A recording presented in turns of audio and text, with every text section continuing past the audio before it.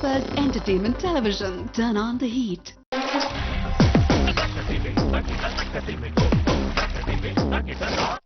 Hi viewers, இது உங்க ஃபேவரட்டான இசை நிகழ்ச்சி பா. இசை கலைஞர்களை மையப்படுத்தி அமைஞ்சிருக்கிற இந்த நிகழ்ச்சியில நாம ஒவ்வொரு வாரமும் பல இன்ட்ரெஸ்டிங்கான மியூசிஷியன்ஸை சந்திச்சுட்டு வரோம். அந்த வரிசையில இன்னைக்கு நாம சந்திக்க போறது ஒரு very senior and very well accomplished வீணை artist and also a Carnatic vocalist. அவங்க தான் டாக்டர் R.S. ஜெயலட்சுமி அவர்கள். அவங்கள சந்திக்கலாமா?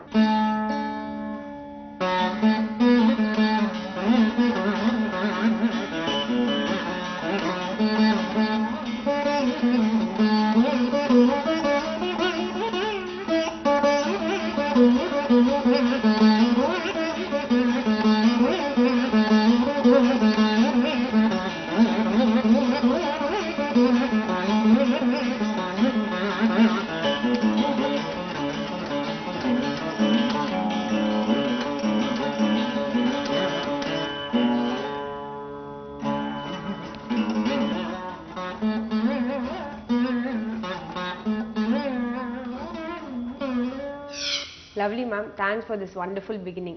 And உங்களுடைய beginning எப்படி இருந்தது? இந்த வீணை இன்ஸ்ட்ருமெண்ட் எப்படி சூஸ் பண்ணீங்க and இசையில உங்களுடைய குடும்பத்துக்கு இருந்த ஈடுபாடு அதை பத்தி சொல்லுங்க. எங்க ஃபேமிலியில ஒருத்தர் மியூசிக்னு கிடையாது, பட் எங்க ஃபாதருக்கு ரொம்ப இன்ட்ரெஸ்ட் மியூசிக்ல. அதனால அவர் வந்து எனக்கு ஒரு சிஸ்டர் இருந்தாங்க. அவங்களுக்கு ஓக்கல் கற்றுக் கொடுக்கறச்சு நான் ரொம்ப உட்கார்ந்துட்டு அவங்க கூட பாடின்னு இருக்கிறத பார்த்துட்டு எனக்கும் இருக்கிற இன்ட்ரெஸ்ட் பார்த்துட்டு சரி 2 பேருக்கும் ஓக்கல் வேண்டான்னு என்னை ஓக்கலோட ஒரு இன்ஸ்ட்ருமெண்ட் எடுத்துக்கொண்டு வீணையில் போட்டார். ஸோ ஒரு 10 வயசில் நான் வீணை கற்றுக்க ஆரம்பித்தேன். ஒரு 16 வயசு வரைக்கும் தொடர்ச்சியாக வி ராகவன் ஒருத்தர் அவர்கிட்ட கற்றுனேன். அவர் ஒரு பெரிய வீணை இசைக்கலைஞர். அதுக்கப்புறம் வந்து அப்போவே கொஞ்சம் பர்ஃபார்ம் பண்ணவும் ஆரம்பித்தேன். இந்த சின்ன சின்ன கோவிலில் கச்சேரி அந்த மாதிரியெல்லாம் பண்ணிட்டு இருந்ததுனால சரி வீணையிலேயே ஒரு தொடர்ச்சியாக இருக்கட்டும் அப்படின்னு எங்கள் ஃபாதர் அதுக்கு ட்ரைனிங் கொடுக்க ஆரம்பித்தார். ஸோ ஒரு 21 வயசு இருக்கிறச்சே I got the government India scholarship கிடச்சிது. அதில் ஆர் பிச்சுமணியர்னு அவரும் ஒரு பெரிய வீணை ஆர்டிஸ்ட். அவர்கிட்ட என்னுடைய பயிற்சியை தொடர்ந்தேன். அது ஒரு 2 இயர்ஸ் கற்றுனேன். அதுக்கப்புறம் இப்படி பர்ஃபார்மன்ஸ் தான் பண்ண ஆரம்பிச்சிட்டேன். ஸோ ஃபேமிலியை பொறுத்த வரைக்கும் பேக்ரவுண்ட் மியூசிக்னு ஒன்றும் கிடையாது. I am the first person in my family. Lovely.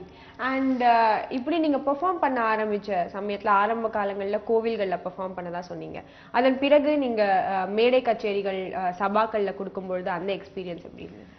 அதாவது ஒரு 20 வயசுக்குள்ள சபா கச்சேரிஸும் பண்ண ஆரம்பித்தேன். கிருஷ்ணஹானா சபா, அப்புறம் வந்து கொஞ்சம் இந்த நெல்லூர் அந்த இடத்துல ஒரு சபா, அது எனக்கு பேர் மறந்து போயிடுது. அந்த மாதிரி ஆந்திரா சைட்லேயும் கொஞ்சம் சபாஸில் பண்ணேன். அட் த சேம் டைம் நான் வந்து ஒரு டான்ஸ் குரூப்லேயும் வாசிச்சுருந்தேன். இந்த வெம்பட்டி சின்ன சத்தியம்னு அவரோட அந்த டான்ஸ் குரூப்பில் குச்சிப்பிடிக்கும் டான்ஸ்க்கு வாசிச்சுருந்தேன்.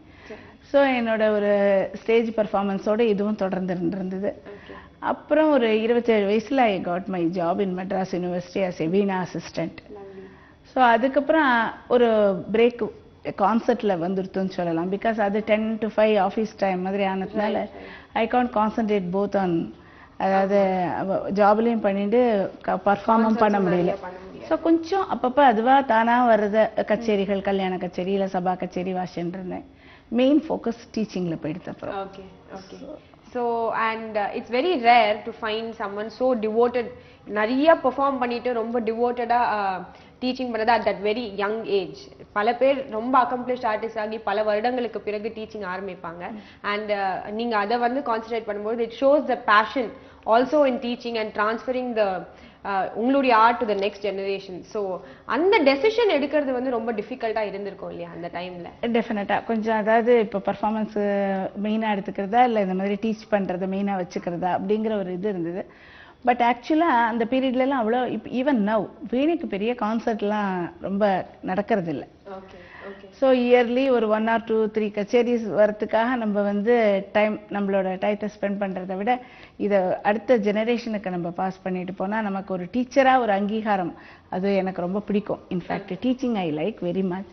ஸோ அதையே மெயினாக எடுத்துன்னு பண்ணலான்னு சொல்லிட்டு இதுக்கு மெயின் ஃபோக்கஸ் கொடுத்துட்டேன். பட் அப்பப்போ கச்சேரி பண்ணிட்டு இருந்தேன். நிறைய சபாஸில் பண்ணியிருக்கேன். Naradagana Sabha and Indian fine arts society எங்கெல்லாம் கச்சேரி பண்ணியிருக்கேன். ஈவன் அப்ராட் போயிருக்கேன். சிங்கப்பூர், மலேசியா, தாய்வான், அதுக்கப்புறம் வந்து டென்மார்க், அங்கெல்லாம் போய் வந்து ஒர்க் ஷாப் மாதிரியும் நடத்திட்டு பர்ஃபார்மன்ஸும் கொடுத்துட்டு வந்திருக்கேன். Okay, very nice. ஸோ நீங்க ஆரம்ப காலங்கள்ல பெர்ஃபார்ம் பண்ணிட்டு இருந்த சமயத்துல உங்களுடைய ஃபேவரட்டான பீஸ் எதுவா இருந்தது? அது நம்ம நேயர்களுக்காக.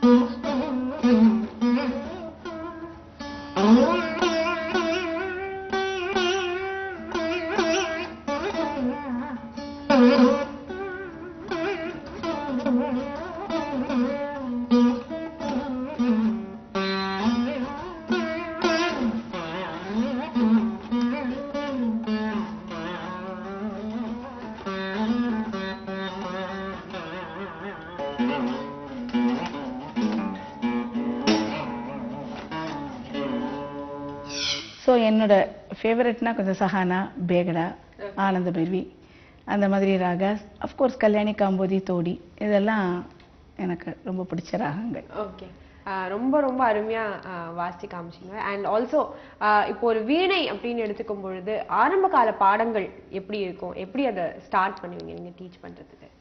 அதாவது ஜென்ரலாக ஒரு மியூசிக்கை டீச் பண்ணுறதுக்கு ஒரு குழந்தையே வந்து ஜாயின் பண்ணிடுதுன்னா, இப்போ ஒரு ஸ்டடீஸில் கூட ஒரு ஏபிசிடி கற்றுக் கொடுக்கறதுக்கு முன்னாடி ரைம்ஸ் கற்றுக் கொடுக்குறோம், அதுக்கு லாங்குவேஜ் தெரியாட்டா கூட.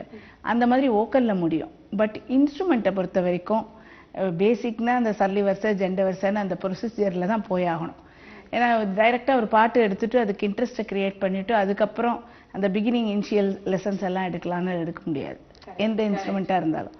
ஸோ ஒரு சர்லி வரிசை, ஜெண்ட வரிசை, அலங்காரம், மேல்சாய் வரிசை இந்த மாதிரி அந்த ஒரு பிகினிங் லெசன்ஸ் எல்லாம் முடிச்சுட்டு அப்புறம் ஒரு கீதம், வர்ணம், கீர்த்தனான்னு அது வந்து இந்த குழந்தைகளோட ஒரு இன்ட்ரெஸ்ட்டை பொறுத்து இருக்குது, எவ்வளோ சீக்கிரம் கற்றுக்கிறான்னு. ஜென்ரலாக நல்லா ஹார்ட் ஒர்க் பண்ணுற குழந்தையா இருந்து மியூசிக்லேயும் இன்ட்ரெஸ்ட் இருந்தா, ஏன்னா சில குழந்தைகள் ஹார்ட் ஒர்க் பண்ணும், பட் அவளுக்கு வந்து ஒரு அந்த பேசிக்கில் கொடுக்குற இதை மனோதர்மத்தில் கொடுக்க முடியாது அப்புறம். ஏன்னா அந்த மியூசிக் நாலேஜ் அவளுக்கு இல்லாமல் இருக்கலாம், கல்பனை கொஞ்சம் கம்மியாக இருக்கலாம். சில குழந்தைகளுக்கு வந்து ரெண்டும் சேர்ந்து இருக்கும். அந்த மாதிரி குழந்தைகள்லாம் ஒரு 5 to 6 இயர்ஸ்க்குள்ளே ரெகுலராக அவளும் ப்ராக்டிஸ் பண்ணி நம்மளும் கற்றுக் கொடுத்தா ஒரு ஸ்டூடெண்ட்டை ஒரு நல்ல பர்ஃபார்மராக உருவாக்க முடியும் வீணையில். பட்டு ஷார்ட் ரூட்டுன்னெலாம் ஒன்றும் கிடையாது இதுக்கு. அந்த ஒரு 6 இயர்ஸ் டெஃபினட்டாக ஹார்ட் ஒர்க் பண்ணி ஆகணும். ஓகே, ஸோ இப்போ பாடல்கள் அப்படின்னு சொல்லும்போது வோக்கல்னா சாதகம்னு சொல்லி மார்னிங் எழுந்து பண்ணுறது அதெல்லாம் உண்டு. அந்த மாதிரி வீணைக்கு வந்து என்ன பண்ண இல்லை, அது வந்து வாய்ஸ் வந்து கொஞ்சம் ஃப்ளெக்சிபிளாக இருக்கும். மார்னிங் ஏன்னா நைட் 8 hours ரெஸ்ட்டில் இருந்துருக்கிறதுனால வாய்ஸ் கொஞ்சம் வார்ம் அப் பண்ணிக்கலாம் ஈஸியான்ட்டு மார்னிங் ப்ராக்டிஸ்ன்னு சொல்கிறோம். இன்ஸ்ட்ருமெண்ட்டுக்கு அப்படின்னு ஒன்றும் கிடையாது, எப்போ வேணாலும் பண்ணலாம். பட் என்னன்னு கேட்டால் இப்போ பாட்டு வந்து சமைச்சுண்டோ பாடி பாத்ரூமில் கூட கொஞ்சம் ப்ராக்டிஸ் பண்ணிட முடியும். இதுக்கு யூ ஹாவ் டு சிட், வீணையை எடுத்து வச்சுட்டு அதுக்காக டைம் டிவோட் பண்ணி உட்காரணும். ஒரு பாட்டு மெமரைஸ் ஆகலைன்னா அப்படி அதை even when you are travelling you can recollect it, but it is impossible in instrument. You have to sit. Ma'am, உங்களுடைய ஸ்டூடெண்ட்ஸ்க்கு நீங்க எப்படி கற்றுக் கொடுப்பீங்க அப்படிங்கிறத பத்தி பேசுறீங்க. பட் நீங்க உங்களுடைய பெர்ஃபார்மன்ஸ்லாம் பத்தி பேசும் பொழுது பல சபாக்கள்ல பெர்ஃபார்ம் பண்ணியிருக்கீங்க and also you travelled widely. So அந்த எக்ஸ்பீரியன்ஸ்லாம் எப்படி இருந்தது அண்ட் நீங்க யார் கூட எல்லாம் சேர்ந்து பெர்ஃபார்ம் பண்ணியிருக்கீங்க?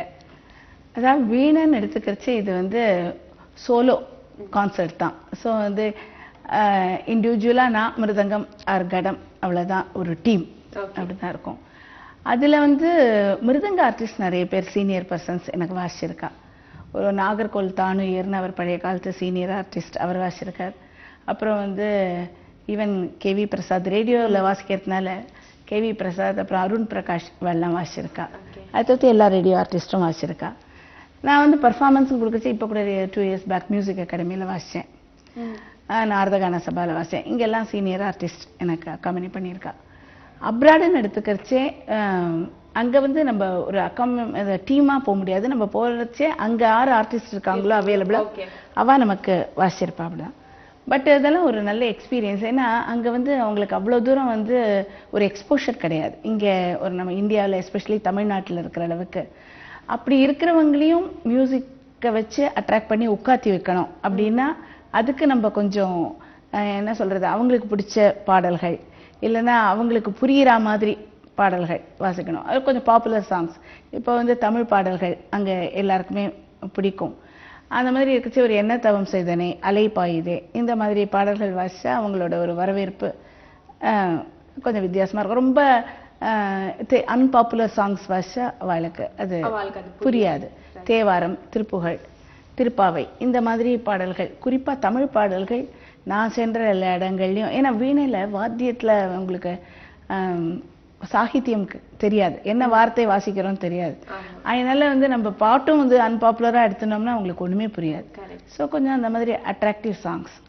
But I never play film song. But ஏன் இதை திருப்பி நான் சொல்கிறேன்னா, I am not against film song. But ஜென்ரலாக வந்து ஒரு கிளாசிக்கலாக நம்ம வந்து எல்லா அடுத்த ஜெனரேஷனுக்கு கொண்டு போகணும். அதுக்கப்புறம் அவங்க எதை வேணாலும் சூஸ் பண்ணிக்கலாம். As a teacher I want to be a Carnatic musician. அது பட் யூனிவர்சிட்டியில் நான் வந்து ஒர்க் பண்ணினதுனால அங்கே வந்து ஒரு சிலபஸ்ன்னு இருக்கும். அதுக்கு நம்ம ப்ரிப்பேர் பண்ணி தான் ஆகணும். அங்கே நிறைய டைப் ஆஃப் ஸ்டூடெண்ட்ஸ் வருவாங்க.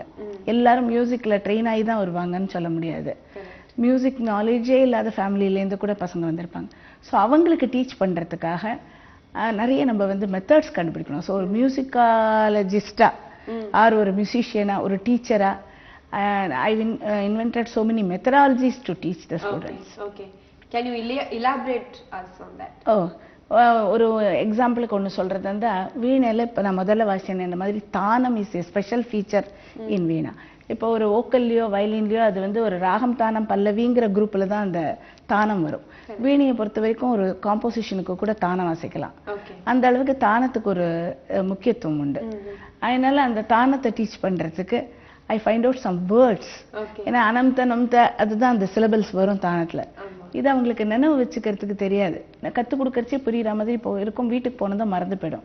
ஸோ ஏதாவது அவங்களுக்கு அதை ஒரு வீட்டில் போய் அதை நிமானிக்ஸ்ன்னு சொல்லுவாங்க, அதை திருப்பி ரிகலெக்ட் பண்ணுறதுக்கு ஏதாவது ஒரு ஹெல்ப்ஃபுல்லாக எதாவது பண்ணலான்னு சொல்லிட்டு நானாவே ராம, ஸ்ரீராம, அனந்தராம, ஆனந்தராம, கல்யாணராம இந்த மாதிரி வேர்ட்ஸை வச்சு அந்த தானம் பாடுறச்சே என்ன மாதிரி பேட்டர்ன்ஸ் நம்ம யூஸ் பண்ணுறோமோ அதையே வீணைக்கு கன்வெர்ட் பண்ணி அதுக்கு தகுந்தபடி அவங்க ஊசி போடுற மாதிரி. For example I want to demonstrate this. இப்போ ஒரு சஹானாவே எடுத்துட்டேன். இது ஒரு தானம் ஃப்ரேஸு. இதை பாடுறச்சு ஆனும் தனும் தன் பாடிடலாம். அவங்களுக்கு வீட்டில் போய் ப்ராக்டிஸ் பண்ணுறச்சு ஸ்ரீராம ஸ்ரீராம. ஸோ அந்த வார்த்தை எங்கெல்லாம் அதாவது ஒரு வவல் எக்ஸ்டென்ஷன் போகிறதோ அங்கெல்லாம் அந்த வீணையில் ஊசி போடணும். அதுதான் வீணையோட ஸ்பெஷல்.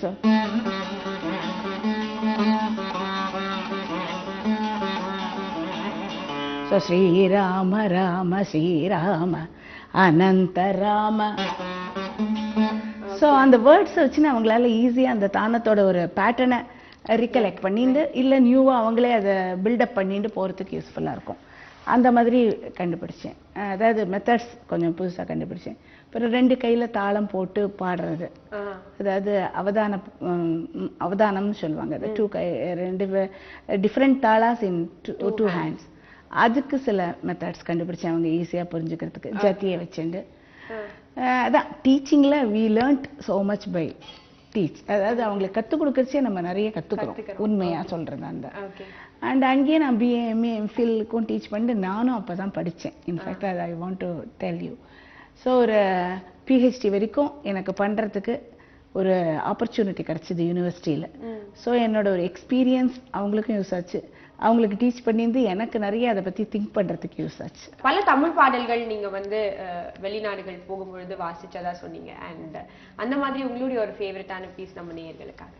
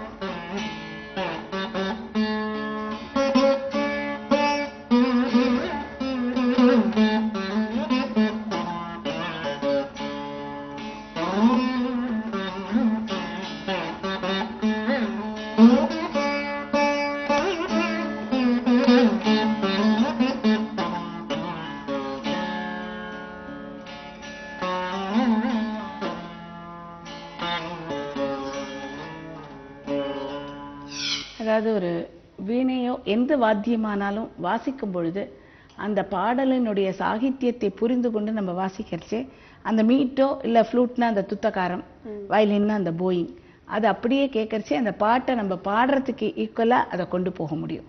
அதை உடனே ஆடியன்ஸ் இது என்ன தவம் செய்தனேன்னு நம்மளை புரிஞ்சுக்கிறதுக்கு காரணமே என்ன தவம் செய்தனே. ஸோ அந்த அளவுக்கு அந்த ஒரு சாகித்யத்தை தெரிஞ்சுட்டு வாசிக்கிறதுங்கிறது ரொம்ப ஒரு முக்கியமான விஷயம்னு நான் நினைக்கிறேன். இந்த இன்ஸ்ட்ருமெண்ட் பத்தி பல அழகான விஷயங்களை எங்களோட ஷேர் பண்ணிக்கிட்டீங்க. அண்ட் நீங்க இது வரைக்கும் ஒர்க் பண்ணியிருக்கிற ஆல்பம்ஸ், ரெக்கார்டிங்ஸ் அதை பத்திலாம் சொல்லுங்க. நான் வந்து ஒரே ஒரு சிடி வெளியிட்டிருக்கேன், அவ்வளோதான். சோலோ வீணை வாசிச்சு. ஆனால் வந்து நிறைய எப்படி அக்காமனி பண்ணியிருக்கேன்னா பாரதியார் பாடல்கள், அவருடைய பேத்தி அதாவது ராஜ்குமார் பாரதியோட மதர் லலிதா பாரதின்னு அவங்க வந்து அவருடைய ஒரிஜினல் டியூன்ஸை பாடியிருக்காங்க. அதுக்கு நான் வந்து பிஜிஎம் வாசிச்சிருக்கேன். அது யூனிவர்சிட்டியோட வெளியீடு, அது வாசிச்சிருக்கேன். அதுக்கப்புறம் டாக்டர் எம்பி வேதவல்லின்னு அவங்க வந்து ஒரு 250 ராகத்துக்கு மேலே, அதாவது தியாகராஜர் அந்த மும்மூர்த்திகள் காலத்திற்கு பிற்காலத்தில் வந்த ராகங்கள்னு எடுத்து ஒரு ப்ராஜெக்ட் பண்ணியிருக்காங்க.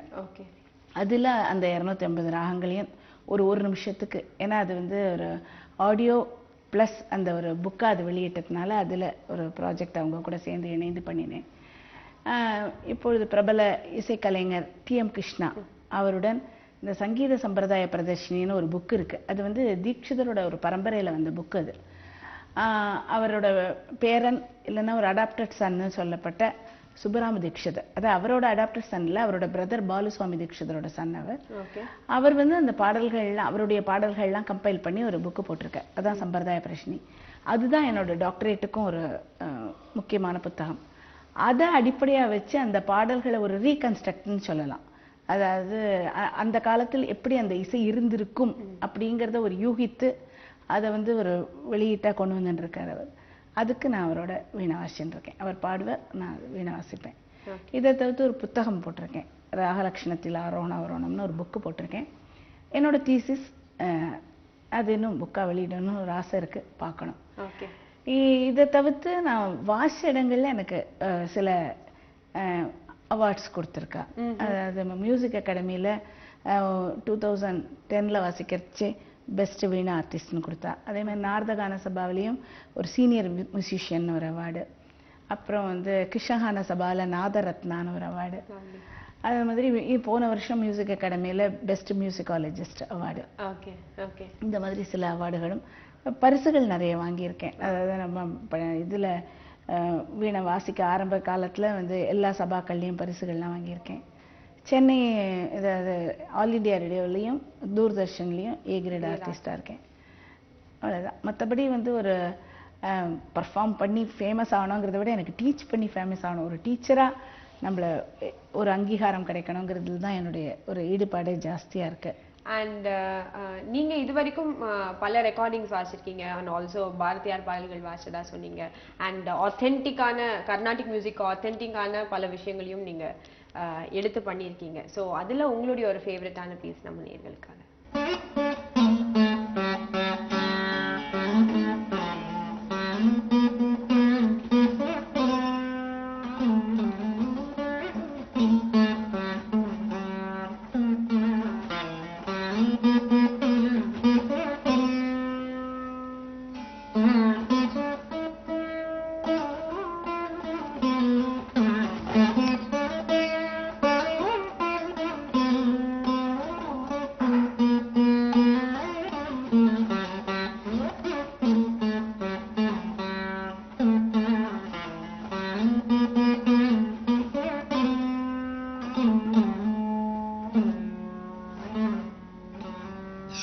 இது வந்து பாரதியாரோட பாடல். இது கொஞ்சம் பெரிய பாடல், ராகமாலியாக வரும். ஆனால் இது வந்து முதல் ராகம் வந்து காப்பியில் அமைந்தது. இது வந்து கொஞ்சம் பாப்புலர் சாங் வேறு, அதனால தான் இதை மெயினாக வாசித்தேன். அதை தவிர்த்து திருப்புகழ் வேணால் ஒன்று வாசிக்கலாம். ஏன்னா அதுவும் திருப்புகழோ தேவாரமோ இது வந்து எல்லாருக்கும் டெஃபினட்டாக தெரிஞ்சிருக்கும். அப்படி திருப்புகழ்னு பார்க்கறச்சே ஒரு சரண கமலாலயத்தை அரை நிமிட நேர மட்டில்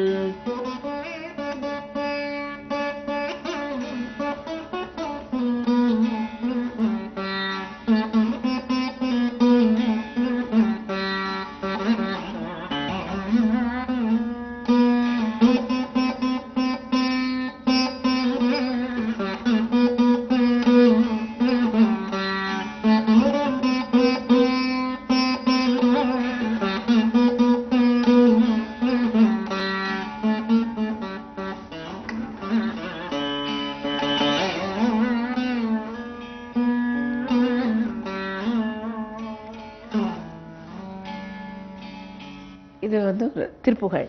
இது வந்து 4 அடியா வரும். இதே டியூனை திருப்பி வாசிக்க வேண்டும். இசைக்கருவியா இருக்கிறதுனால ஒரு 2 முறை வாசிடுவாங்க. பாட்டா இருந்தா எல்லா அடிகளையும் பாடுவதுதான் முறை. இப்போ நம்ம நிகழ்ச்சியின் நிறைவா நம்மளுடைய ஆடியன்ஸ்க்காக ஒரு அழகான பீஸ், ஒரு சித்தர் பாடல் காவடி சிந்து மாதிரி வாசிக்கிறேன். நந்தவனத்தில் ஓர் ஆண்டி அவன் 4 மாதமாய் குயவனை வேண்டி கொண்டு வந்தான் ஒரு தோண்டி. அதை கூத்தாடி கூத்தாடி போட்டுடை தாண்டி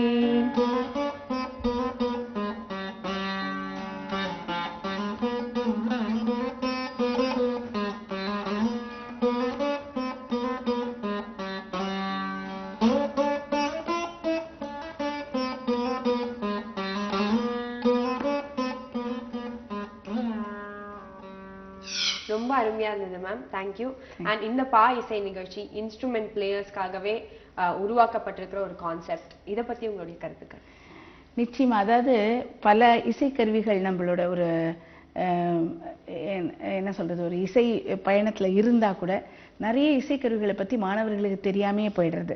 நிறைய இசைக்கருவிகள் இன்னைக்கு வழக்கத்துல கூட வழக்கொழிஞ்சு போயிடுதுன்னு சொல்லலாம்.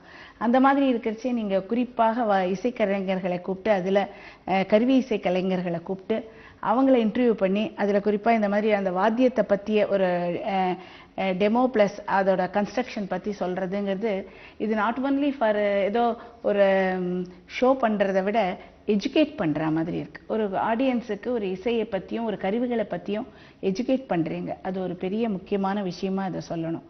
அதே மாதிரி இன்னும் ஃபியூச்சர்லயும் நீங்க நிறைய கருவிகளை பண்ணி, ஏன்னா நான் இப்போ கெத்து வாத்தியம்னு ஒரு வாத்தியம் இருக்கு, அது இன்னைக்கு அழிஞ்சே போயிடுது. ஸோ இந்த மாதிரி ஒரு பாப்புலர் ஷோல நீங்க அதெல்லாம் கொண்டு வரச்சே அதை பத்தி ஆடியன்ஸுக்கு தெரியறதோட இல்லாம இதெல்லாம் நம்ம கத்துக்கணும் அப்படிங்கிற ஒரு ஆர்வமும் கட்டாயம் வரும். அந்த விஷயத்துல நான் நிச்சயமாவே உங்கள் டிவியை ரொம்ப பாராட்டுகிறேன். Thank you so much ma'am. And உங்களோட இந்த உரையாடல் நிச்சயமா ரொம்ப ரொம்ப அருமையா இருந்தது. அண்ட் டீச்சிங்க்கு உண்டான இம்பார்ட்டன்ஸ், அதுக்கு உங்ககிட்ட இருக்கக்கூடிய பேஷன், அது வந்து ரொம்ப அழகா தெரிஞ்சது. டெஃபினட்டா உங்ககிட்ட இருந்து பல அருமையான ஸ்டூடெண்ட்ஸ் வந்திருப்பாங்க, இன்னும் பல பேர் வர போறாங்க. அண்ட் டெஃபினெட்லி நம்மளுடைய ஆடியன்ஸ்க்கும் இந்த ஷோ நிச்சயமா இன்ஸ்பைரிங்கா இருந்திருக்கும்னு நம்புறோம். Thank you so much. Thank you very much. இன்றைய நிகழ்ச்சி ரொம்ப ஃபேக்சுவலா பல விஷயங்கள் நிறைஞ்சு ரொம்ப இன்ஃபர்மேட்டிவா அமைஞ்சது. அதே டைம்ல இங்க இருக்கக்கூடிய பலருக்கும் இன்ஸ்பிரேஷனலா இந்த நிகழ்ச்சி அமைஞ்சிருக்கும்னு நம்புறோம். மீண்டும் அடுத்த வாரம் இதே பா இசை நிகழ்ச்சியில வேறொரு இசை கலைஞரின் இசை அனுபவத்தோட உங்களை நான் சந்திக்கிறேன். Until then, Sridevi signing off. Have a great day.